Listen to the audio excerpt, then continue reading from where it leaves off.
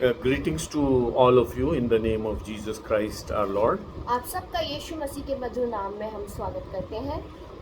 Let's thank and praise God for this wonderful time that He has given us to worship Him and to adore Him. हम परमेश्वर का धन्यवाद देते हैं सुंदर समय के लिए जो उसने हमें आराधना करने के लिए और उसकी उपासना करने का ये समय दिया है। We have had a wonderful time of worship, thanksgiving and prayer. और हमने एक अच्छा समय आराधना में बिताया अभी। And now it is time to meditate upon the Word of और God. अब समय होगा कि हम परमेश्वर के वचन से कुछ अध्ययन करेंगे। I welcome you all in the Satsang Believers Fellowship Sunday worship. मैं सत्संग बिलीवर्स फेलोशिप की तरफ से आप सबका स्वागत करता हूँ। And let's meditate upon the Word of God today. और हम परमेश्वर के वचन के अध्ययन में अब जाएंगे। As you are aware of the fact that we are studying the Song of Songs or Song of Solomon in a sequence, जैसे कि आपको पहले से ही विदित है कि हम श्रेष्ठ गीत की पुस्तक का अध्ययन कर रहे हैं we have almost covered the first 7 chapters, और हमने पहले 7 अध्यायों का अध्ययन किया है and we are on the last chapter, which is the 8th chapter. और अब हम आखिरी अध्याय 8वें अध्याय पर पहुंच चुके हैं। Song of Solomon is supposed to be one of the most sacred books in the Old Testament. और श्रेष्ठ गीत की पुस्तक जो है वो पुराने नियम में बहुत बहुमूल्य पुस्तक के रूप में जानी जाती है। And the Israelites, when they used to read this book, they never used to sit, but everybody used to stand when this book was read. और जब इजरायली लोग इस पुस्तक को पढ़ते थे तो कोई भी बैठा नहीं रहता था। हर एक जन अपनी जगह पर खड़ा होकर इस पुस्तक को पढ़ता था। They honored the Word of God. और वे परमेश्वर के वचन का आदर करते थे। And they considered it as a love letter between Jehovah and the Israelites. और वे मानते थे कि ये परमेश्वर और इजरायली लोगों के बीच में एक प्रेम पत्र है। And in due course of time, when the love of God was fulfilled in Jesus और Christ, जैसे जैसे समय बीतता गया और यीशु मसीह में ये प्रेम जब परिपूर्ण हो गया then the Christians considered this as the love letter from God to the church. तो मसीही लोग इसको मानने लगे कि ये कलीसिया के लिए एक प्रेम खत है परमेश्वर की ओर से। And it's a very beautiful book written by Solomon. और ये बहुत अच्छी पुस्तक है, बहुत सुंदर पुस्तक है जो सुलेमान के द्वारा लिखी गई है। He has described the love between God and His church through the love between a man and a woman. और उसने परमेश्वर की कलीसिया और परमेश्वर के बीच के प्रेम को एक स्त्री और पुरुष के प्रेम के द्वारा कंपेयर किया है। Last week we saw that how the Shulamite desires that if the lover was her brother, पिछले हफ्ते हमने देखा कि जो शुलेमन है वो ये चेष्टा रखती है, वो ये आशा करती है कि उसका जो प्रेमी है वो उसका भाई होता अगर, then the expression of the love would have been more open. तो उसका जो प्रेम करने का तरीका है वो और ज्यादा खुला हो जाता। And we studied deeply what it means to openly confess the Lord and how to express our love for Him very deeply. और हमने ये देखा कि किस तरह से हमें गहराई से परमेश्वर के साथ एक संबंध में बने रहना है और उसको किस तरह से हमें खुले आम लोगों तक पहुंचाना है। The more sacred your love is, the more open it can और be. जितना ही पवित्र आपका प्रेम होगा उतना ही खुला आपका प्रेम हो सकता है। And there can be no sacred love more than the love for Jesus in our lives. और इससे ज्यादा कोई पवित्र प्रेम नहीं हो सकता जैसा यीशु मसीह का प्रेम हमारे जीवनों में होता है। Today we are going to talk about the greatest miracle that God has given to this earth. और आज हम एक चमत्कार के बारे में देखेंगे जो परमेश्वर ने इस दुनिया को दिया है। And that miracle is the love of God. और वो जो चमत्कार है वो परमेश्वर का प्रेम है। We are going to meditate from verse 5 to 7 of chapter 8. हम 5वें और से 7वें वचन तक अध्ययन करेंगे आज जो कि 8वें अध्याय के हैं। And here the Shulamite talks to the beloved. और यहाँ पर जो शुलेमाइट है वो अपने प्रेमी से बात करती है। And she is desirous of the love, the supreme kind of love from the lover. और वो बहुत उछले स्तर के प्रेम से की अपेक्षा करती है अपने प्रेमी से। Now the verse 5 says, "Who is this coming up from the wilderness, leaning upon her beloved?" और 5वें वचन में ऐसा लिखा है, यह कौन है जो अपने प्रेमी पर टेक लगाए हुए जंगल से चली आती है। Now this is a Shulamite who is coming from nowhere. और ये जो है ये शुलेमन कहीं से आ रही है। She is coming from a wilderness, और वो एक जंगल से आ रही है। but she is depending upon the beloved. पर वो जो है वो अपने प्रेमी पर निर्भर है। Now, conclusively, the Shulamite wants to say that your love is excellent. और जो शुलेमन है वो कहती है कि तुम्हारा जो प्रेम है वो अद्भुत है, And if that love comes into my life, I'll be through. और यदि वो प्रेम मेरे अंदर आ जाता है तो मैं पार पहुंच जाऊंगी। That's why I put myself upon my beloved. इसलिए मैं अपने आप को अपने प्रेमी पर निर्भर पाती हूँ। Just as a creeper depends upon the tree, जिस तरह से एक जो क्रीपर होता है, जो पेड़, वो वृक्ष के ऊपर निर्भर रहता है। the creeper is a very fragile kind of a plant, और वो जो बेल होती है वो बहुत ज्यादा नाजुक सी होती है। but it depends totally on the big tree which she is climbing upon. और वो बड़े पेड़ पर निर्भर होती है जिस पे वो चढ़ती है। The beloved, the Shulamite says to the beloved that I am like a creeper who is dependent upon the tree. और यहाँ पर शुलेमन कहती है मैं उस बेल के समान हूँ जो एक पेड़ के ऊपर निर्भर होती है। Beloved, this should be our approach to our relationship with Jesus Christ. मेरे प्रियो, ये हमारा अप्रोच होना चाहिए, हमारा जो संबंध है जिस तरह से यीशु के साथ हो वो इस तरह का। We are weak and fragile beings, but we depend and we grow upon that big, huge structure. हम मनुष्य के रूप में कमजोर प्राणी है, पर हम एक बड़े स्ट्रक्चर के ऊपर निर्भर होते हैं। The second part of the verse 5 says, और 5वें वचन के दूसरे भाग में हम देखते हैं, I awakened you under the apple tree, there your mother brought you forth, there she who bore you brought you forth. सेब के पेड़ के नीचे मैंने तुझे जगाया,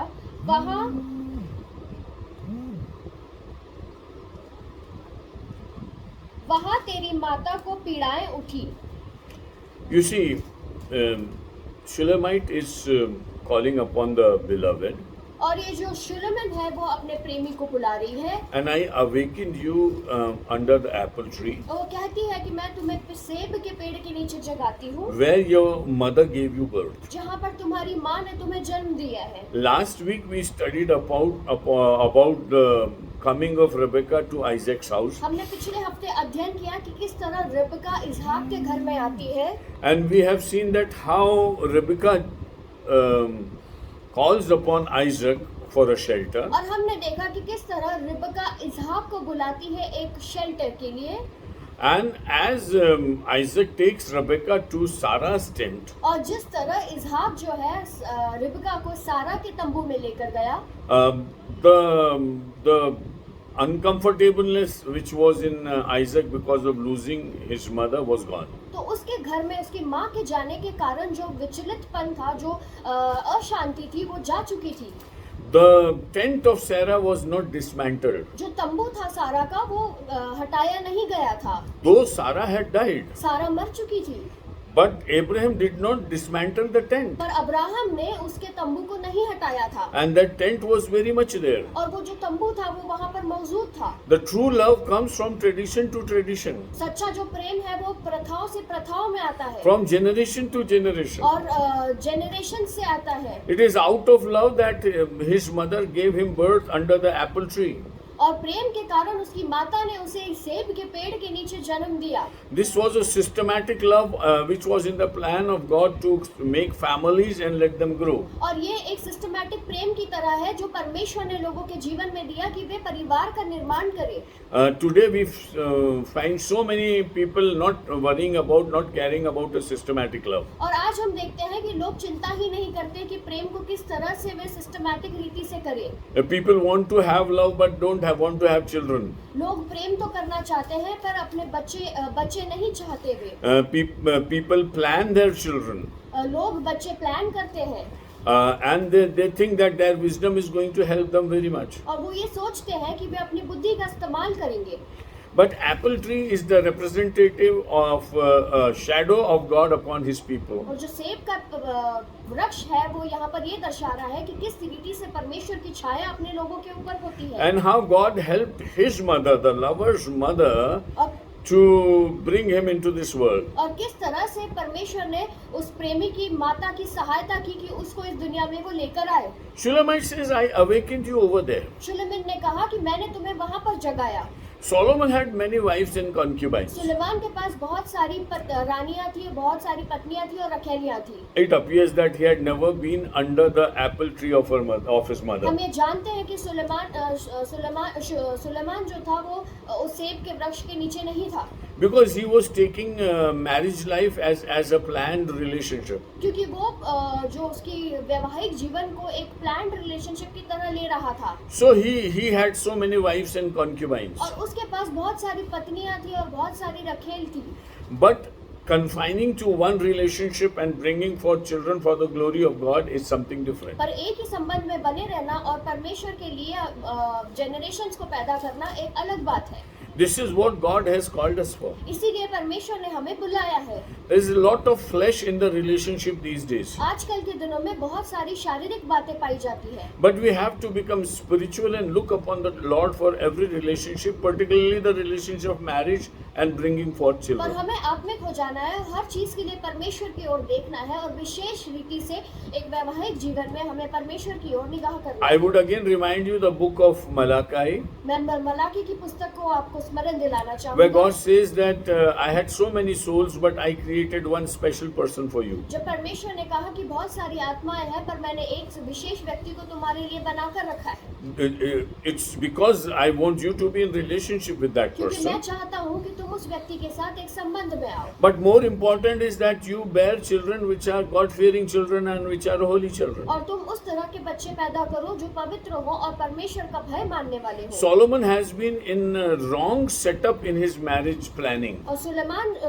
सुलेमान जो था वो गलत रीति से अपने परिवार को चला रहा था, वैवाहिक रीति से। But now Shulamite wants to bring him to the right place. और यहाँ पे जो शुलेमन है वो चाहती है कि वो एक सही जगह पर उसको लेकर आए। When you are in right relationship in this world, you get a consolation and a satisfaction from the Lord. जब आप एक सही संबंध में होते हो तो आपको एक तरह का सेटिस्फैक्शन मिलता है परमेश्वर की ओर से।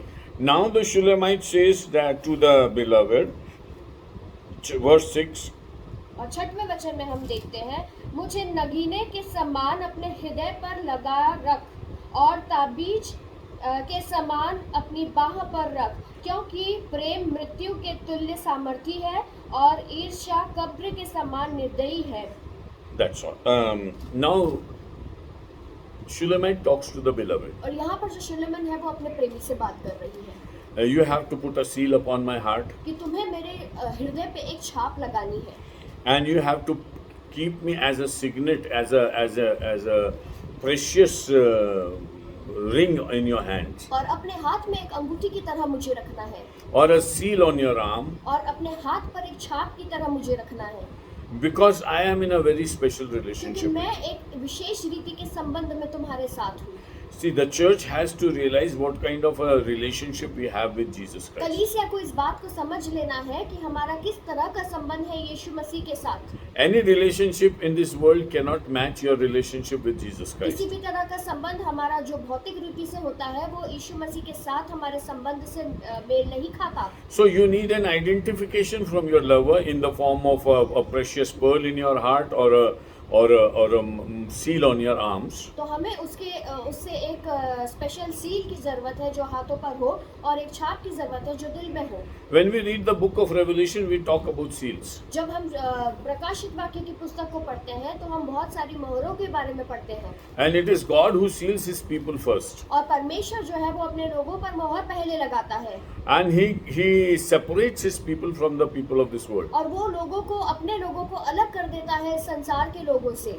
While in Egypt, God separated people of Goshen, the Israelites, from the people of Egypt. और गोशेन प्रदेश के लोगों को परमेश्वर ने इजरायली लोगों से अलग किया। So when the calamities came, they came upon the Egyptians and not upon the people in Goshen. तो जब परेशानियां आई, जब विपत्तियां आई तो गोशेन के लोगों पर विपत्तियां नहीं आई, वो मिस्री लोगों पर आई। Because they were identified as God's people. क्योंकि उन लोगों पर मोहर लगी थी और वे जाने जाते थे कि वे परमेश्वर के लोग हैं। When we read about the trumpets in the book of Revelation, जब हम प्रकाशित वाक्य की पुस्तक में उन तुरहियों के बारे में पढ़ते हैं, when the fifth trumpet was blown, जब पांचवी तुरही फूकी गई, the earth was opened and there came smoke from the bottomless pit upon this earth. तो पृथ्वी फट गई और उसमें से एक धुआं निकला अधोलोक से। And there came beings who could torment human beings. और ऐसे ऐसे क्रीचर्स वहां से निकले जो लोगों को परेशान करे। And the announcement which was made was very special. और जो घोषणा वहां हो गई वो बहुत विशेष रीति का था। They were given authority to torment people for 5 months. उनको ये अधिकार दिया गया था कि वे लोगों को सताए 5 महीने के लिए। But they were instructed not to touch those people who have the seal of the Lamb upon पर them. उन्हें ये कहा गया था कि जिनके ऊपर मेमने की छाप है उनको छुआ न जाए। See, God identifies and separates His people. देखिए परमेश्वर जो है वो अपने लोगों को पहचानता है और उन्हें अलग करके रखता है। When you say that we are special people of God, it is objectionable by the people of this world. जब आप कहते हो कि आप विशेष लोग हैं तो इस दुनिया के लोग इस बात को पे प्रश्न उठा सकते हैं। And the people of this world are more humanitarian than spiritual. और लोग जो इस दुनिया के हैं वे काफी ज्यादा मानवीय होते हैं, वे आत्मिक नहीं होते। And that's why they think everything on a humanitarian level. तो वो ये सोचते हैं हर चीज को एक मनुष्य के रूप से। But God has a spiritual identification with His people. पर परमेश्वर का एक आत्मिक नजरिया होता है अपने लोगों के लिए। He puts His seal upon His people. वो अपनी छाप अपने लोगों के ऊपर लगाते हैं। He identifies them. वो उनको पहचानते हैं। He calls them by name. वो हर एक को अपने नाम से बुलाता है। If you read Isaiah 49 and verse 16, he says, I have called you by name and I have carved your image upon my palm. यदि आप यशाया 49 उसके 16वें वचन को पढ़ेंगे तो वहाँ पर लिखा है कि मैंने तुम्हें नाम लेकर बुलाया है और तुम्हारे चित्र को अपनी हथेली में खोद कर रखा है। This is like you don't have your identification upon your body. ये उस तरह से है कि आपकी जो पहचान है वो आपके शरीर में नहीं है। But your identification is in the very palm of the Lord. पर आपकी जो पहचान है वो परमेश्वर की हथेली पर है। It's like a confession of a relationship by God Himself. और ये एक संबंध का कन्फेशन है परमेश्वर के द्वारा।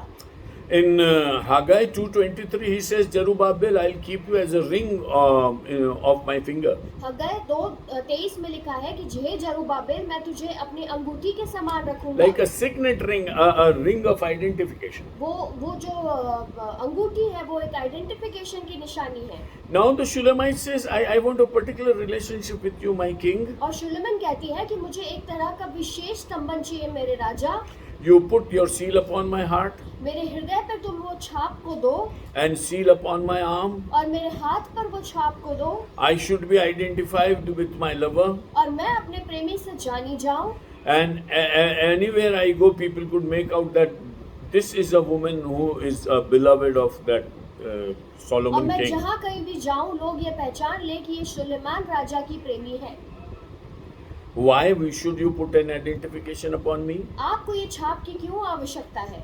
That reason she gives to us. ये कारण वो बताती है। And she says that this is very, very important for me. और वो कहती है कि ये मेरे लिए बहुत ज्यादा महत्वपूर्ण है। Because the love that I have for you is different. क्योंकि जो प्रेम मेरे हृदय में वो अलग तरीके का है। For love is as strong as death, and jealousy as cruel as grave. क्योंकि प्रेम मृत्यु के तुल्य सामर्थी और ईर्ष्या कब्र के समान निर्दयी है। Death is strong. मृत्यु जो है वो सामर्थी है। This is confessed by God Himself. ये परमेश्वर ने अपने आप स्वयं कहा है। If you read the 1 Corinthians chapter 15, यदि आप पहला कुरिन्थियों उसके 15वें अध्याय को देखेंगे, we see that God Himself says that, or the writer says that death is very strong. हम देखते हैं कि लेखक स्वयं ये कहता है कि जो मृत्यु है वो बहुत ज्यादा सामर्थी है। And he describes that this is the strongest thing on this earth. और वो कहता है कि वो इस दुनिया में सबसे ज्यादा सामर्थी है। Today the biggest question before a man is death. और सबसे बड़ा प्रश्न मनुष्य के सामने मृत्यु है। 1 Corinthians chapter 15 and verse 25. पहला कुरिन्थियों उसका 15वां अध्याय और उसका 25वां वचन। No, not 25, 27, please. उसका 27वां 15th chapter and verse 27. 15वां अध्याय पहला कुरिन्थियों 15 उसका 27वां वचन। क्योंकि परमेश्वर ने सब कुछ उसके पांव तले कर दिया, परंतु जब वह कहता है कि सब कुछ उसके अधीन कर दिया गया, तो प्रत्यक्ष है कि जिसने सब कुछ उसके अधीन कर दिया वह आप अलग रहा। Now in verse 26 he says the last enemy that we have is death. और 26वें वचन में हम देखते हैं कि जो आखिरी जो शत्रु है वो मृत्यु है। And why is death our last enemy? और मृत्यु हमारा आखिरी शत्रु क्यों है? Because ultimately we fear death and death only. क्योंकि हम मृत्यु से भय रखते हैं, उससे डरते हैं। And Hebrews 2:14 says that because of our death, fear of death, we do not serve the Lord और properly. इब्रानियों 2:14 में लिखा है कि मृत्यु के भय से हम परमेश्वर की सेवा नहीं कर पाते। Because we ought to do, we do not do because we have a fear of death within us. जो हमें करना है वो हम नहीं कर पाते क्योंकि हमारे अंदर मृत्यु का डर पाया See, जाता death है। is more killing than any other thing in this world. मृत्यु जो है वो हमें बहुत ज्यादा मारता है किसी भी चीज से जो इस दुनिया में हो। The consciousness about death is the main reason for many of our inactivities. और हमारी जो कार्य न करने का एक महत्वपूर्ण कारण है वो मृत्यु ही है। So God has put everything under the control of death. और सब कुछ परमेश्वर ने मृत्यु के कंट्रोल में कर दिया। This is Bible says it is God who did that. और परमेश्वर ने हमें ये बताया है वचन में। Satan did not bring death. God gave death as a punishment. शैतान मृत्यु को लेकर नहीं आया, परमेश्वर ने एक दंड के रूप में मृत्यु दी। Satan never wanted man to die. शैतान कभी नहीं चाहता था कि मनुष्य मरे। Satan wanted man to live eternally but be disobedient to God. शैतान चाहता था कि मनुष्य अनंत जीवन जिए पर परमेश्वर के खिलाफ चले और उसके आज्ञाओं को न माने। So when man disobeyed God, the solution was to put him under death. तो जब मनुष्य ने परमेश्वर के खिलाफ पाप किया और उसकी आज्ञा को नहीं माना तो जो दंड मिला उसको वो मृत्यु थी। So whatever way we live, we have that consciousness of eternity, but we know that one day we have to die. हमको ये तो पता है कि अनंत जीवन मिलेगा, पर हमें ये भी पता है कि हमें मृत्यु भी मिलेगी। And we have also seen that not only death came upon Adam, but in the olden time people used to live for 1,000 years, 800 years, 900 years. और मृत्यु आई तो सही आदम के समय में, पर लोग 1000 वर्ष, 900 वर्ष, 800 वर्ष तक रहते थे। But after the time of Noah, the age of human beings was restricted by God. पर नूह के समय के बाद लोगों की जो आयु थी वो परमेश्वर के द्वारा कम कर दी गई। So death will come quickly upon his people. तो लोगों के ऊपर मृत्यु एकदम आने वाली थी। Why? Because the Bible tells the reason in the episode of Noah that whatever came out of the heart of man was bad. क्योंकि मनुष्य के हृदय से जो भी कुछ आता था वो बुरा ही आता था, इसलिए परमेश्वर ने उसके जीवन को कम कर दिया So था। death was a solution because man, if he lives for a longer time, he creates more havoc because of his evil thoughts. So God said, better put him down earlier. तो मृत्यु जो थी वो एक solution के रूप में था, क्योंकि मनुष्य यदि ज्यादा समय जीता तो उसके जो दिमाग में और जो उसके जीवन से जो बातें होती वो बुरी ही होती, इसलिए परमेश्वर ने उसको जल्दी मृत्यु देने का निर्णय लिया। So off and on switch is in the hands of the Lord.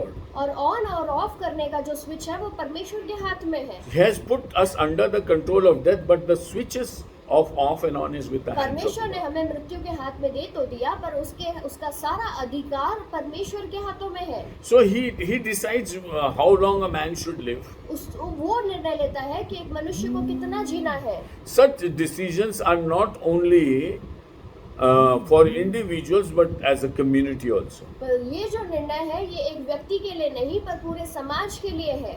At times God has given a blanket order that 120 years would be the age of man. परमेश्वर ने सबके लिए खुले रीति से कह दिया कि 120 साल मनुष्य की आयु होगी। But now these days living for 120 years is also a very rare thing. पर इन दिनों में भी 120 साल जीना भी बहुत मुश्किल की बात हो जाती है। Life has been shortened more. मनुष्य की जो आयु है वो बहुत ज्यादा कम हो गई है। And with the coming of this corona COVID-19, we don't have any assurance of a longer life. और कोविड-19 के आ जाने से हमें हमारी जिंदगी का कोई एश्योरेंस नहीं रहा। And now when they say that the third wave will come, और जब ये लोग कह रहे हैं कि तीसरी जो वेव है वो आने वाली है, it will be having more adverse effect on the children. तो बच्चों पर उन पर ज्यादा प्रभाव होने वाला So है। life expectancy is going to shatter like anything. तो वो जो जीने की जो क्षमता है लोगों की वो बहुत ज्यादा टूटने वाली है।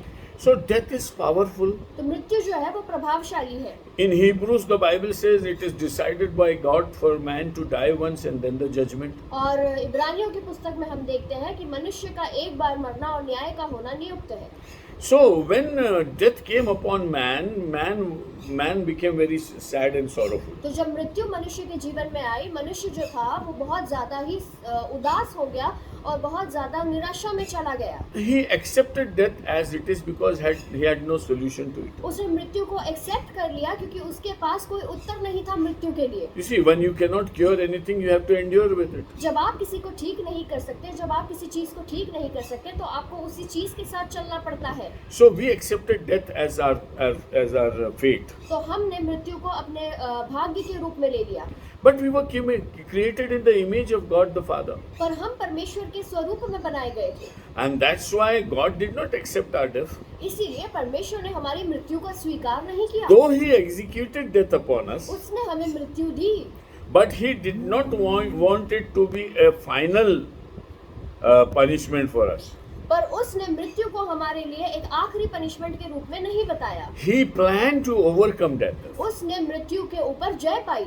And when He sent His Son Jesus into this world, और जब उसने यीशु को इस दुनिया में भेज दिया, the sole purpose of coming of Jesus was to wash our sins and make us eternal beings. यीशु का दुनिया में आने का एक ही मकसद था कि वो हमारे पापों से हमें छुटकारा दे और हमें अनंत जीवन दे। And death will never be the final authority over man, और मृत्यु जो है वो हमारे ऊपर अधिकार नहीं कर सकेगी, because death will not be able to contain man. क्योंकि जो मृत्यु है वो हमें नहीं रोक के रख सकती। Because of the sinless death of Christ, in Psalm 16 it is said death could not hold Him. और पाप रहित मृत्यु जो यीशु की थी, तो हम देखते हैं भजन संहिता में कि मृत्यु उसे रोक नहीं पाई। And He was resurrected again. और वो जी उठा फिर से।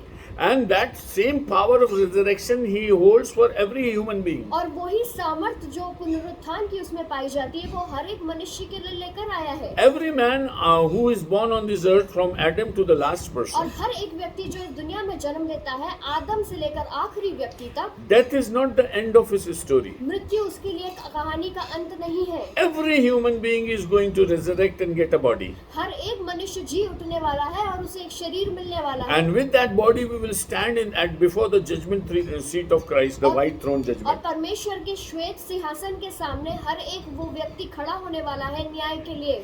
And then He will decide whether we will go to heaven or hell. और फिर वहाँ पर ये निर्णय लिया जाएगा कि वो स्वर्ग जाएगा या नरक जाएगा। The criteria for that judgment we know in the gospel. और हम वचनों में देखते हैं कि उसका निर्णय किस तरह से होने वाला है। And those who do not obey Christ and those who do not accept Him as their Savior, those who do not have a testimony of a holy living will go to hell. जो परमेश्वर की आज्ञाओं को नहीं मानते और जिसने परमेश्वर को अपने उद्धारकर्ता के रूप में ग्रहण नहीं किया, वे नरक में जाने वाले हैं। And in the book of Revelation it is written in the latter parts 19 to 22 chapters that death and Hades will also be put in the hell. और हम देखते हैं प्रकाशित वाक्य के 19 से 22वें अध्याय तक कि जो मृत्यु है उसको भी अधोलोक में डाल दिया जाएगा। No, death and Hades both will be put into hell. Okay, मृत्यु और जो अधोलोक है दोनों नरक में डाल दिए जाएंगे। So where will be death then? तो मृत्यु कहाँ जाएगी? We are heading towards a world where there will be no death. हम उस दुनिया की ओर जा रहे हैं जहाँ पर कोई मृत्यु नहीं होगी। In New Jerusalem there will be no death. नए यरूशलेम में कोई भी मृत्यु नहीं होगी। And a person going to hell is called equal to dying or equal to death. और जो मनुष्य नरक में जाने वाला है उसको मृत्यु कहा गया है। So that is called the second death. और उसको दूसरी मृत्यु कहा गया है। When we live in this world, everybody dies and at his own time. जब इस दुनिया में हम रहते हैं तो हर एक व्यक्ति का एक समय है उसकी मृत्यु के लिए। But for the people of God, it is said it is not death but a sleep. पर परमेश्वर के लोगों के लिए कहा गया है कि वो मृत्यु नहीं है, वो सोते हैं। And we'll be resurrected again with the coming of the Lord, and we'll meet Him in the air. और वो फिर से जी उठेंगे यीशु मसीह के आने पर और हम उससे बादलों में मिलेंगे। So the death will not be able to bind us into our graves. तो जो मृत्यु है वो हमें पकड़ के बांध के नहीं रख सकती हमारी And that's कब्रों why में। in 1 Corinthians, Paul says that the life has swallowed, the victory of Jesus Christ has swallowed death. और हम देखते हैं पहले कुरिन्थियों में कि जय ने मृत्यु को निगल लिया। Verse 54 and 55, chapter 15. 15वें अध्याय के 54 और 55 वचन। जय ने मृत्यु को निगल लिया, हे मृत्यु तेरी जय कहाँ रही, हे मृत्यु तेरा डंक कहाँ रहा। The victory of Jesus Christ has swallowed the death. तो जय जो है यीशु मसीह में, उसने मृत्यु को निगल लिया। See, when you swallow anything, the very existence of that thing is gone. जब आप किसी चीज को अपने अंदर निगल लेते हो तो उस चीज का वजूद चला जाता है। See, when Moses threw his rod upon the ground, जब मूसा ने उस छड़ी को ग्राउंड पे फेंक दिया, it became a serpent. तो वो सांप बन गया। Then Moses held the tail of that serpent, and again it became a rod. और मूसा ने फिर से उसकी पूंछ को पकड़ लिया उस सांप की, और वो फिर से वो छड़ी बन गई। So Pharaoh said to his magicians, "Come on, you imitate this. You also do this." तो फिरौन ने अपने लोगों से कहा, अपने जादूगरों से कहा कि तुम भी इसी तरह उस छड़ी को सांप में बदलो। And lo and behold, they were able to do that. और वो इस काम को कर पाए। But the very strange thing that happened over there was that the rod or the serpent which was of Moses swallowed all other serpents. पर बहुत ज्यादा आश्चर्यचकित बात जो वहाँ पर हुई वो ये थी कि मूसा के सांप ने सारे सांपों को निगल लिया। So there was a very peculiar situation. तो यहाँ पर बहुत अजीब तरह की situation. When Moses will catch hold of the tail of his snake, जब मूसा अपने सांप की पूंछ को पकड़ने वाला, it will be turned into a rod. तो वो एक छड़ी बन जाने वाली। But what will the magicians of Pharaoh hold? तो वो जो जादूगर उस फिरौन के थे वो किस चीज को पकड़ेंगे? Because they don't have their snakes left over there. क्योंकि वहाँ पर उनके सांप बाकी ही नहीं रहे। Those snakes are swallowed by the rod of Moses. वो मूसा के सांप ने सारे सांपों को निगल लिया था। So the existence of those snakes was gone. तो उनका जो वजूद था वो चला गया था। So the magicians not only lost their stand but also lost their rods also. तो वहाँ पर जो वो जादूगर थे उन्होंने अपने स्टैंड को भी खो दिया और अपनी छड़ियों को भी खो दिया। This is how we swallow our enemy. और इस तरह से हम अपने शत्रु को निगल लेते हैं। The Shulamite says that I know that love is stronger than death. शुलेमन कहती है कि प्रेम जो है वो मृत्यु से ज्यादा See, मजबूत है। unless we have the mind of God, unless we have the gospel of God, we cannot understand that there is something stronger than death. जब तक हम परमेश्वर के हृदय को नहीं जानते, हम नहीं समझ सकते कि मृत्यु से ज्यादा भी सामर्थ्य कुछ चीज है। That's why the word of the Shulamite is very, very important. इसलिए जो शुलेमन कह रही है ये बहुत ज्यादा महत्वपूर्ण है हमारे लिए। Fill me with your love because love is stronger than death. अपने प्रेम से मुझे भर दे, क्योंकि प्रेम जो है वो मृत्यु से कहीं ज्यादा Our बड़ा relationship है। is not going to stop at a person's death. हमारा जो संबंध है वो किसी मनुष्य की मृत्यु से रुकने नहीं वाला। My relationship with God as a believer is not going to stop at my death. और मेरा जो संबंध है एक विश्वासी होने के नाते मृत्यु तक नहीं रुकने वाला। But it will be more glorified and more transformed after my death. क्योंकि पर वो मेरी मृत्यु के बाद और ज्यादा महिमामय हो जाएगा और ज्यादा बदल जाएगा। Somebody has said death is like a transfer with promotion. किसी ने कहा मृत्यु जो है वो ट्रांसफर विद प्रमोशन की तरह है। Not only you are transferred from this situation to another situation, ना केवल आपका स्थानांतरण होगा एक जगह से दूसरी जगह तक, but you are in a better position than this position. पर आपका एक उस स्तर से लेकर एक अच्छे स्तर पर जाने का वो That's फायदा why है। Shulamite says, I need your mark upon me. इसलिए वो शुलेमन कहती है कि मुझे तेरी छाप चाहिए। Dear brothers and sisters, the gospel of Jesus Christ is very, very clear. मेरे प्रिय भाइयों और बहनों, परमेश्वर का वचन बहुत ज्यादा स्पष्ट है। It's not we who identify with Jesus and say, oh no, I know Jesus, I am a Christian, that is not going to help you. हम नहीं है जो कहते हैं कि मैं मसीह हूँ, मैं यीशु को जानता है, वो आपकी मदद नहीं करेगा। But if Jesus says, no, this is my child and I have put my seal upon this child, is going to help you. पर यदि यीशु कह देता है कि ये मेरा बच्चा है और मैंने अपनी मुहर इस पर लगाई है, तो वो आपकी सहायता करेगा। If you know Jesus in such a way that he knows you better, यदि आप यीशु को जानते हो इस रीति से कि वो आपको बेहतर रीति से जानता है, then you are through. तो आप पार हो। In 1 John chapter 4 verse 16, Bible says God is love. पहला यूहन्ना 4 उसके 16 में लिखा है कि परमेश्वर प्रेम है।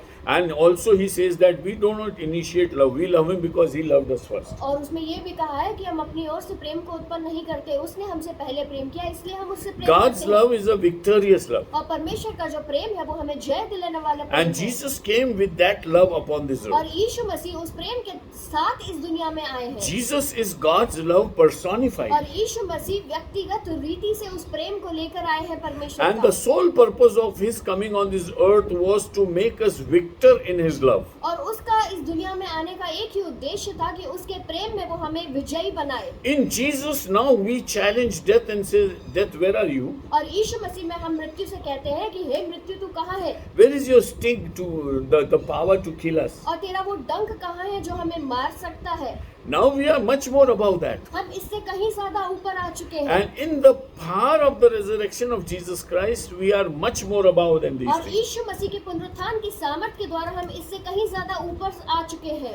Another beautiful thing that the writer says in the book of Romans. और बहुत सुंदर बात रोमियो की पुस्तक में जो लेखक कहता है, This is one step even ahead of this. और इस बात से एक कदम आगे की बात है। Chapter 8 in verse 37 to 39. 8वां अध्याय और उसके 37 से लेकर 39 तक। परंतु इन सब बातों में हम उसके द्वारा जिसने हमसे प्रेम किया है जैवन से भी Now, बढ़कर he has loved us, and he has loved us to make us victors upon death. और उसने हमें प्रेम किया कि हम मृत्यु के ऊपर जय पाए। Now that language that he uses over here is that we are more than victors. और यहाँ पर जो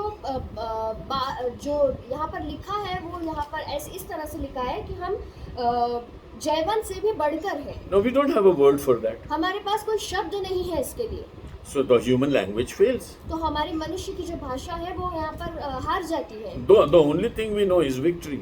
एक ही बात जो हम समझते हैं वो जय होती है। But what is something more than a victory? पर जयवंत से भी बढ़कर का क्या मतलब है? We will never be able to define this हम on इस this बात earth. को कभी भी स्पष्ट रीति से नहीं बता पाएंगे इस It's दुनिया only में। we'll going to experience it when we'll be with Jesus ये Christ. सारी बातें हम तब एक्सपीरियंस करेंगे जब हम यीशु के साथ उसके साथ रहने जाएंगे। Because the writer says that I am very sure of the love of God. क्योंकि यहाँ पर जो लेखक है वो स्पष्ट रीति से कहता है कि मैं उसके प्रेम के बारे में बहुत ज्यादा श्योर हूँ। Verse 38. हम 38वें वचन को देखेंगे, क्योंकि मैं निश्चय जानता हूँ कि न मृत्यु न जीवन न स्वर्गदूत न प्रधानताएं न वर्तमान न भविष्य न सामर्थ न ऊंचाई न गहराई और न कोई और सृष्टि हमें परमेश्वर के प्रेम से जो हमारे प्रभु यीशु मसीह में है अलग कर सकेगी। All creation of God, which we think is something very superior and beyond us, सारी चीजें जो परमेश्वर ने बनाई है जिसे हम सोचते हैं कि वो हमसे कहीं ज्यादा बढ़कर है, they cannot be a barrier between us and our God. वो हमारे और हमारे परमेश्वर के बीच में किसी भी तरह से Now, दीवार when बनकर he नहीं खड़ी हो lists सकती। all those things, he starts from death. और यहाँ पर जब वो उस सारी बातों को का वर्णन करता है तो वो मृत्यु से शुरू करता है। You see, we say that death is ultimate and we are fearful of death, and death is the only thing that stops us from thinking of life. We say that death is the last barrier. हम कहते हैं कि मृत्यु जो है वो हमें हम उससे डरते हैं और मृत्यु जो है उससे हम जय नहीं पा सकते और मृत्यु जो है वो हमारा आखिरी बैरी है। As a human being, Bible also confesses that death is the last enemy in 1 Corinthians 15. और मनुष्य के रूप में भी मृत्यु जो है वो आखिरी बैरी है, 1 कुरिन्थियों 15 में हमने देखा। But when we look at our death and our defeat in the perspective of God, और जब हम मृत्यु को और हमारी हार को परमेश्वर के नजरिए से देखते हैं, then he describes the victory that we have, which is much more above the parameter of death. और हम उस जय को देख लेते हैं जो मृत्यु के उस लेवल से कहीं ज्यादा ऊपर होती है। You see, we said death is like Z of our alphabets. हमने ये यहाँ पर देखा कि मृत्यु जो है वो हमारे अल्फाबेट्स के Z के समान है, But God says no, it is just A. पर परमेश्वर हमें ये बताता है कि वो A के समान है। Death is like A, it's not like Z for you. मृत्यु जो है वो A के समान है, वो Z के समान So नहीं है। that which we call Z is like A for और us. जिसको हम Z की तरह मानते हैं वो A है हमारे लिए, It's full of glory and secrets of the Word of God. और वो परमेश्वर की महिमा से भरी हुई बातें हैं उसमें। He says neither death nor life. और यहाँ पर हम देखते हैं न मृत्यु न जीवन। Any kind of life on this earth cannot separate us from the love of किसी God. भी तरह का जीवन जो इस दुनिया में पाया जाता है वो हमें परमेश्वर के प्रेम से See, अलग नहीं कर सकता। There are many people who consider themselves spiritual and they have guidance for the people. बहुत सारे लोग जो अपने आप को विश्वासी समझते हैं और आत्मिक समझते हैं और वो लोगों को गाइड करते हैं And they claim that they have life within them. और वो ये समझते हैं कि उनके अंदर जीवन पाया जाता है। But the true life is that life which cherishes the love of God. पर सच्चा जीवन वो होता है जो परमेश्वर के प्रेम को मनाता है। Otherwise, life is also helpless as far as God's love is concerned. नहीं तो जीवन भी किसी काम की नहीं जब तक परमेश्वर का प्रेम उस पे ना हो। Those who will be burning in the hell will never understand what the love of God is. जो उस नरक की आग में जलने वाले हैं वे नहीं समझ पाएंगे कि परमेश्वर का प्रेम क्या है। They will say that we are alive. They will say that we are not dead. They will say that we are burning incessantly. But they will never know the love of God. वे कहेंगे कि हम जीवित हैं और हम मर रहे हैं, हम आग में नाश हो रहे हैं, पर वे ये कभी नहीं कहेंगे कि हम परमेश्वर से प्रेम करते हैं। So even life cannot stand between you and your God. तो जीवन भी जो है वो आपके और आपके परमेश्वर के बीच में खड़ा नहीं हो सकता। So never take pride in the life. तो अपनी जिंदगी पे भी कभी घमंड मत करना। As a Christian also never take pride in your और Christian मसीह life. होने के नाते भी अपने मसीह जीवन पर घमंड न करना। Always take pride in the love of God. सिर्फ परमेश्वर के प्रेम पर घमंड करना। And then he says, nor angels ना स्वर्गदूत, and nor principalities. न प्रधानताएं, Now angels are superior beings. और जो स्वर्गदूत होते हैं ये उच्चले स्तर के बींग होते हैं। We say that angels are heavenly beings. हम जानते हैं कि जो स्वर्गदूत होते हैं वो स्वर्ग में रहते हैं। They do God's errands, God's work upon this earth, वे परमेश्वर के कार्य को इस जगत में करते हैं and continuously worship God in heaven. और वे निरंतर परमेश्वर की आराधना करते रहते But हैं। Hebrews 1 say that they are the subservient spirits which are sent upon this world to help the servants of God. पर इब्रानियों में लिखा है कि वे ये वो स्वर्गदूतों को परमेश्वर के लोगों की सेवा के लिए भेजा गया है। So for angels it is proud privilege to serve those believers who are soaked in the love of God. और स्वर्गदूत जो है ये उनके लिए सौभाग्य की बात होती है कि उन लोगों की सहायता करे जो परमेश्वर के प्रेम में डूबे हुए हैं। May I tell you this, that any angel on anywhere can never experience the love of God as a believer experience. और जिस तरह से एक विश्वासी परमेश्वर के प्रेम को एक्सपीरियंस करता है, एक स्वर्गदूत उस प्रेम को एक्सपीरियंस नहीं कर सकता। And this is why we understand that we are at the best. This is why we understand that we are at the best platform of God. और इसलिए हम समझते हैं कि हम एक बहुत अच्छे प्लेटफॉर्म पर पाए जाते हैं। No principality, no authority, कोई भी प्रधानताएं either in heaven or on this earth, ना ही स्वर्ग में ना पृथ्वी पर, can separate us from the love of God. कोई भी हमें परमेश्वर के प्रेम से अलग नहीं कर सकता। Jesus said, don't worry about those who can spoil your or harm your body, but worry about the one who can harm your spirit and body both in hell. उन लोगों की चिंता मत करना जो आपको शारीरिक रीति से किसी तरह का हार्म पहुंचा सकते हैं, पर उन बातों की चिंता करना, उन लोगों की चिंता करना जो आपके शारीरिक रीति से और आत्मिक रीति से आपको हार्म पहुंचा सके। So don't worry about all principalities and powers upon this earth. तो प्रधानताओं और किसी भी तरह की सामर्थ्य से डरना मत। If they persecute you, यदि वे आपको सताएं they cannot snatch the love of God from you. तो वो आपके मसीह प्रेम को आपसे छीन नहीं And the सकते। more you suffer, the more deeper the love goes. और जैसे जैसे आप सताव को सहते हो वैसे वैसे गहरा, उतना ही गहरा आपका प्रेम बढ़ता चला जाता Neither है। present nor future. और आज वर्तमान और आने भविष्य हमारा आने They वाला, cannot separate us from love of वो God. हमें परमेश्वर के प्रेम से अलग नहीं कर सकता। You see, we are time-bound people, हम लोग जो है वो समय के बंधे हुए लोग, but God is eternal. पर परमेश्वर जो है वो अनंत है। He made sun, moon and stars for us to calculate times. उसने सूरज, चांद, सितारों को बनाया कि हम समय को कैलकुलेट कर सकें। Till we are on this earth, we calculate time. और जब तक हम इस दुनिया में हैं हम समय को कैलकुलेट करते हैं। We have come from a timeless eternity, हम टाइमलेस इटर्निटी से आए हैं and we are going to a timeless eternity. और हम अनंत की ओर जा रहे हैं। In heaven, we won't have sun, moon, and stars. और स्वर्ग में सूर्य, चंद्र और चंद्रमा और तारे नहीं And we होंगे। won't be counting days and years. और हम वहाँ पर दिनों को नहीं गिनेंगे, We सालों को will नहीं गिनेंगे। enjoy the presence of the Lord eternally. हम परमेश्वर की उपस्थिति को वहाँ पर एंजॉय करेंगे अनंत के लिए। So the Bible enumerates us that so many things are there which are in the mind and heart of the people. Not only that, that is just the A of the list. और बहुत सारी बातें Bible हमें बताती है और ना केवल मृत्यु जो है वो ए हमारी लिस्ट में पाई जाती है। And neither height nor depth. और ना ऊंचाई ना गहराई। You see, height is heaven, ऊंचाई जो है वो स्वर्ग है depth is hell. और जो गहराई है वो None नरक of है। these can affect your love for God. और इसमें से कोई भी चीज हमें परमेश्वर के प्रेम से अलग नहीं कर सकती। We are nurtured in the love of God. That's why we go to heaven. हम परमेश्वर के प्रेम में खिलाए पिलाए जाते हैं कि हम स्वर्ग में जाएं। So heaven is like our share in God. तो He gives us as a reward. तो परमेश्वर जो है वो स्वर्ग हमें एक रिवॉर्ड की तरह, के नाम की तरह देता है। Heaven can never come between me and my God. स्वर्ग जो है वो मेरे और मेरे परमेश्वर के बीच में नहीं आ सकता। Heaven is a place to live in.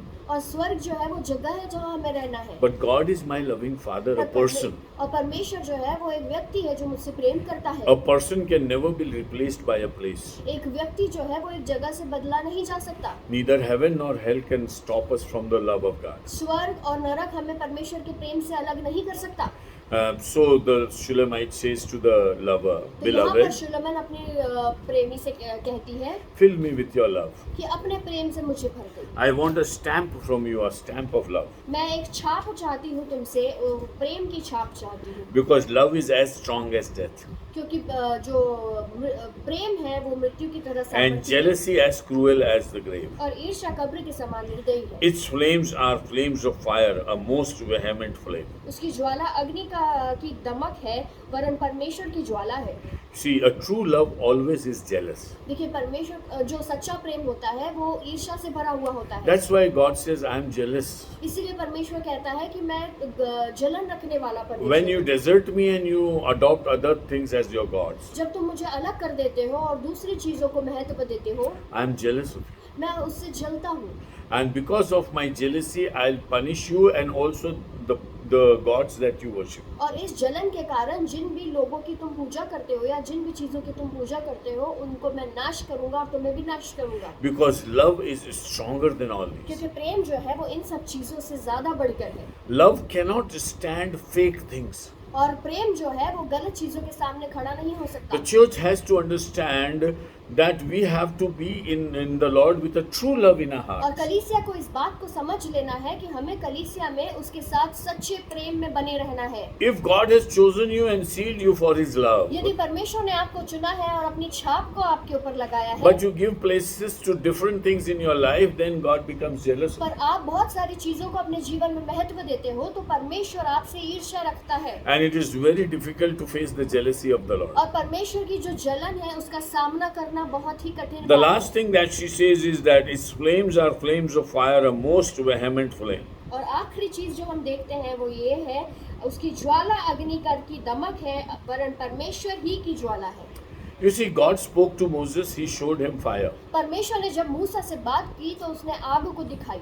And in the New Testament, Jesus says that when God showed the flame of fire to Moses, और नए नियम में हम देखते हैं जब परमेश्वर ने मूसा को उस आग को दिखाया, then Jesus said that it was to give a message to him. यीशु ने कहा कि वो उसको एक संदेश देने के लिए था। You see, the fire of God is divine and peculiar. परमेश्वर की जो आग है वो पवित्र है और अलग तरह की है। We are human beings, we are like bushes. और हम जो है वो मनुष्य हैं और हम झाड़ियों के समान हैं।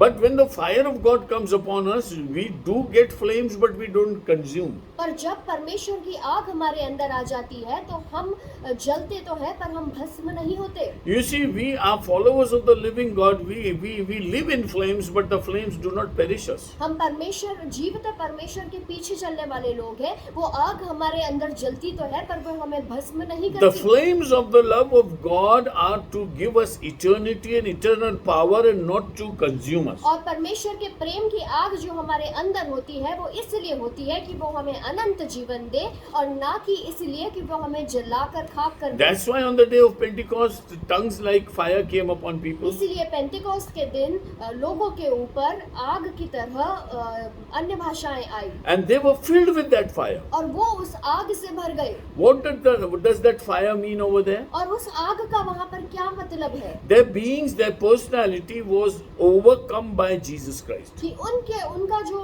बीइंग था वो परमेश्वर के द्वारा रिप्लेस हो गया था। They were burning with a fire, a divine fire. वे पवित्र आग से जल रहे थे। So those people who were stealing and doing all wrong things and were not knowing what godliness is, तो जो लोग गलत काम कर रहे थे और तरह तरह की बुरी बातों में फंसे हुए थे और Those- जिन्हें नहीं पता था कि परमेश्वर में चलना क्या होता है, those 120 people who were on the upper room, और 120 लोग जो ऊपरी कोठरी में थे, they were not all saints. वो सारे संत नहीं थे। They had their own negative history वे उनकी अपनी हिस्ट्रीज थी and they had their own problems and sins. और उनकी अपनी समस्याएं और अपने पाप थे। But when the fire of God came पर upon जब them, परमेश्वर की आग उनके जीवन में उतरी, everything bad was burnt off from them. सारी बुरी बातें उनके जीवन से जला दी And a गई new fire kindled in their heart. और उनके जीवन में एक नई आग उत्पन्न And this fire was the fire of praising God and describing His great works और among ये men. आग वो आग थी जो परमेश्वर के भले कामों का वर्णन कर रही थी। This is the love that God is calling us to. और ये वो प्रेम है जिसके लिए परमेश्वर आज हमें बुलाता है। Let's overcome death in our life. आइए हम मृत्यु पर जय पाए।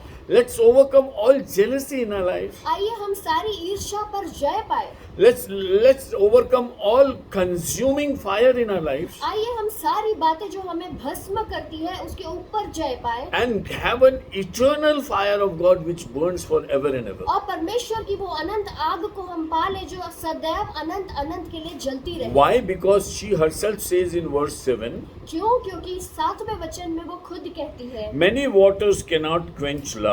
पानी की बाढ़ से भी प्रेम नहीं बुझ सकता। If you have very heavy raining and even floods, this love is not going to quench यदि love. बहुत ज्यादा बाढ़ आ रही है, बहुत ज्यादा पानी आ रहा है, उससे भी ये प्रेम नहीं बुझ सकता। If a man would give for love all the wealth of his house, it would be utterly despised. यदि मनुष्य अपने घर की सारी संपत्ति प्रेम के बदले दे दे तो भी वह अनंत तुच्छ ठहरेगी। You see, you cannot buy this love. आप इस प्रेम को खरीद नहीं सकते। And if you say that you will spend a lot of money because you will be able to get that love. और यदि आप कहते हो कि आप बहुत सारे पैसे से इस प्रेम को खरीद लोगे। There was a time in church history when people said that if you give so much of donation, your sins will be forgiven. कलीसिया के इतिहास में हम इस चीज को पाते हैं कि ऐसा कहा जाता है कि यदि आप इतना पैसा दोगे तो तुम्हारे पाप धुल जाएंगे। You cannot buy God's forgiveness and love. आप परमेश्वर की क्षमा को और उसके प्रेम को खरीद नहीं सकते। You see, a magician came to Peter, and when he saw Peter was doing wonders, और वहाँ पर एक जादूगर आया पतरस के पास और उसने देखा कि पतरस वहाँ पर जादू कर रहा he था। brought money, he bought some money, and he said, come on, give this power to me also. उसने कुछ पैसे लेकर आया और उसने कहा कि पतरस इस सामर्थ को मुझे दे दो। And Peter rebuked him in such a way that he was trembling and saying, pray for me, so that I don't get under the wrath of the Lord. और पतरस ने उसको इतनी बुरी तरह से डांटा कि वो कहने लगा कि पतरस मेरे लिए प्रार्थना करो कि मैं विनाश के उस खड्डे में न जाऊं। I thought that I'll buy my miracles. उसने सोचा कि मैं चमत्कारों को खरीद लूंगा। This is what I have been doing as a magician in the past. और वो जादूगर के रूप में ये सारी चीजों को कर रहा था। But God's love cannot be purchased with money. पर परमेश्वर का प्रेम पैसे से खरीदा नहीं जाता। It cannot be quenched with any waters on this world. वो किसी भी तरह के पानी से उसको बुझा नहीं सकते हम। You see, the world was destroyed with waters at the time of और Noah. नूह के समय पर बाढ़ के द्वारा इस दुनिया का नाश किया गया। But Noah and his family was like a burning fire for God. पर नूह और उसका परिवार एक जलती आग के समान था परमेश्वर के लिए। And the floods could not quench them. और जो बाढ़ थी वो उनको बुझा नहीं पाई। Anything adverse in this world cannot quench the love of God which is in you. किसी भी तरह की एडवर्स स्थिति इस दुनिया की आपको आपके परमेश्वर के प्रेम को जो आपके अंदर जल रहा है उसको बुझा नहीं The सकता। problems and tragedies of this world do not touch the joy of your love which you have in the Lord. इस दुनिया की परेशानियां और विपत्तियां जो आसपास इर्द गिर्द आप देखते हो, परमेश्वर के प्रेम को जो आपके अंदर है उसको। Let's turn back to the Lord. और हम परमेश्वर की ओर मुड़े। If we have depended more upon ourselves and our own beings, यदि हम अपने आप पर निर्भर रहे हैं आज तक, and if we have declared death as our last limitation, और यदि हमने मृत्यु को अपना आखिरी शत्रु माना है, let's repent from that. आइए हम उससे पश्चाताप करें। Nothing in heaven and earth can ever separate us from the love of God. कुछ भी चीज स्वर्ग में या पृथ्वी में हमें परमेश्वर के प्रेम से अलग Don't नहीं limit कर your सकती। thinking just to death. अपनी जो सोच है उसको मृत्यु तक सीमित ना Jesus रखें। has overcome death and also everything in heaven and earth. यीशु ने मृत्यु पर जय पाई है और सब कुछ जो पृथ्वी पर है और स्वर्ग में है, हर एक चीज को उसने जीता है। That flag that hoists upon your head is of love. और That white flag. और जो झंडा हमारे सर के ऊपर फहराता है वो प्रेम का है। That is God's love upon us. वो प्रेम का झंडा हमारे ऊपर है। And let's be gathered under that flag. आइए हम उस झंडे की शरण में आ जाएं, Because God's love is above everything. क्योंकि परमेश्वर का प्रेम हर चीज से ऊपर Your है। being, your life, हमारी जिंदगी, हमारा जीवन, the total creation, सारी कुछ जो बनावट है, anything that you can see and imagine हर चीज जो आप देख सकते हैं, जो बनी है और जो आप सोच सकते हैं, cannot become a barrier or a stoppage between you and your God. कुछ भी परमेश्वर और आपके बीच में नहीं आ सकती। God's love is above everything. परमेश्वर का प्रेम जो है वो हर चीज से ऊपर है And we are the darling of the Master. और हम परमेश्वर के प्रिय लोग हैं And we are the bride of the bride. और हम उसकी दुल्हन हैं। So let's turn to the Lord. तो आइए हम उसकी ओर मुड़े, Appreciate Him, thank Him for whatever He has done for us. उसकी बड़ाई करें और उसे धन्यवाद दें जो कुछ उसने हमारे लिए किया And उसके लिए। Shulamite calls Solomon for a special love. और जो सुलेमान है वो सुलेमान को एक अलग तरीके के प्रेम के लिए A बुलाते love हैं। which he has never experienced with 60 wives and 80 concubines. और उस तरह का प्रेम जो उसने 60 रानियां और 80 कॉन्क्यूबाइंस के साथ जो उसने एक्सपीरियंस किया था। It was nothing as compared to the love of the Shulamite. और ये जो सुलेमान का प्रेम है ये उस प्रेम के सामने कुछ भी नहीं है। In a way, Shulamite is asking the beloved Solomon, come on a higher level. और सुलेमान जो है वो सुलेमान को कह रही है कि एक उछले स्तर पर आ जाओ। With all your physical love in this world, you have been on a very lower level. अपनी शारीरिक सारे प्रेम के संबंधों से हम एक निचले स्तर पे पाए जा रहे हैं। Let's come up into a divine relationship. आइए हम एक पवित्र संबंध में आ जाएं। Let's put seal upon each other. आइए हम एक दूसरे पे परमेश्वर की छाप को And लगाएं let's high hold the banner of God that is love upon us. और हम उस झंडे को ऊंचा उठाएं जो कि परमेश्वर का के प्रेम का And झंडा God है। is calling us also for the same call. और परमेश्वर हमें उसी बुलाहट से बुला रहा है And let's turn our hearts to the Lord और हम अपने हृदयों को परमेश्वर की ओर and मोड़ें urge Him to touch us और उससे कहें कि वो आज हमें छुए and give us the fulfillment of His love, और हमें वो परमेश्वर अपने प्रेम की भरपूरी दे, so that He removes all kind of fears from our hearts. कि वो सारा भय जो हमारे हृदयों में पाया जाता है उसको निकाल दे Any and every kind of fear should vanish from our और hearts. किसी भी तरह का भय जो हमारे अंदर पाया जाता है वो हमारे अंदर से निकाल दिया And we जाए need to rejoice in the love of the Lord. और हमें उसमें आनंद मनाना है। May the Lord bless this word today. परमेश्वर इस वचन के द्वारा हम सभी Let's को pray and आशीषित करें। thank for this word, and Sharon will lead us in prayer. आइए हम प्रार्थना में जाएंगे। परमेश्वर पिता, हम धन्यवाद देते हैं इस सुंदर वचन के लिए जो आपने हमें दिया। प्रभु, आपने सब कुछ पे अधिकार दिया है, अपने अधिकार को लिया, इसलिए हम आपको धन्यवाद देते हैं राजा। प्रभु, आपने हमें मृत्यु पर जय दी, इसलिए हम आपको धन्यवाद देते हैं। परमेश्वर, हमारे अंदर उस प्रेम को इंस्टिल करे परमेश्वर, कि जो कोई भी चीज़ परमेश्वर हमारे इर्द गिर्द है वो उससे ऊपर पाया जाने वाला हो सके। यीशु, जितने भी लोग परमेश्वर आज इस वचन को सुनेंगे और आगे भी जितने भी लोग इस वीडियो को देखने वाले हैं, हर एक से आप बोले और हर एक से आप बातें करें परमेश्वर। आपका वो अनंत प्रेम जो हमें अनंत जीवन में लेकर जाने वाला है, उस अनंत प्रेम की परमेश्वर उस गहराई को हम जानने वाले हो सके और उस गहराई में हम उतरते जाए परमेश्वर। उस आग को हमारे अंदर आप भर दीजिए परमेश्वर, ताकि उस आग के द्वारा प्रभु हम उस अनंत जीवन में प्रवेश करने वाले हो सके। धन्यवाद राजा इस सुंदर वचन के लिए। धन्यवाद पवित्र आत्मा, क्योंकि आपने हमारी सहायता की। प्रार्थना प्रभु यीशु